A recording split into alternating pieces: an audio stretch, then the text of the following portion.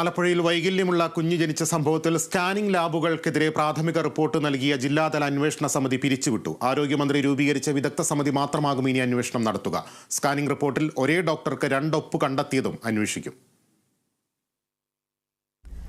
ആരോഗ്യമന്ത്രി വീണ ജോർജ് നിയോഗിച്ച അഡീഷണൽ ഡയറക്ടറുടെ നേതൃത്വത്തിലുള്ള സംഘവും ജില്ലാതല സംഘവും നൽകുന്ന റിപ്പോർട്ട് വ്യത്യസ്തമായാൽ വിവാദമാകുമെന്ന് തിരിച്ചറിഞ്ഞാണ് ജില്ലാതല അന്വേഷണ സമിതിയെ പിരിച്ചുവിട്ടത്.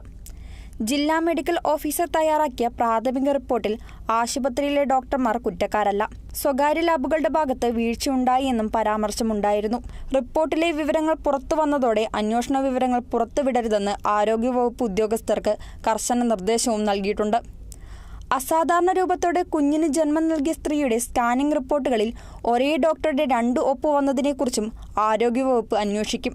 മിഡാസ് ലാബിൽ നടത്തിയ പരിശോധനയിലാണ് ഒരേ ഡോക്ടർ 2 ഒപ്പിട്ടതായി കണ്ടെത്തിയിട്ടുള്ളത്. കുഞ്ഞിന്റെ പിതാവ് ഇത് സംബന്ധിച്ച് പരാതി നൽകി. റിപ്പോർട്ടിൽ കൃത്രിമം നടന്നതായുള്ള സംശയത്തെ തുടർന്നാണിത്. അസാധാരണ രൂപത്തിന്റെ കാരണം കണ്ടെത്താൻ ജനിതക വൈകല്യം ഉണ്ടായതാണോ എന്നറിയാൻ ജനിതക പരിശോധന നടത്തും.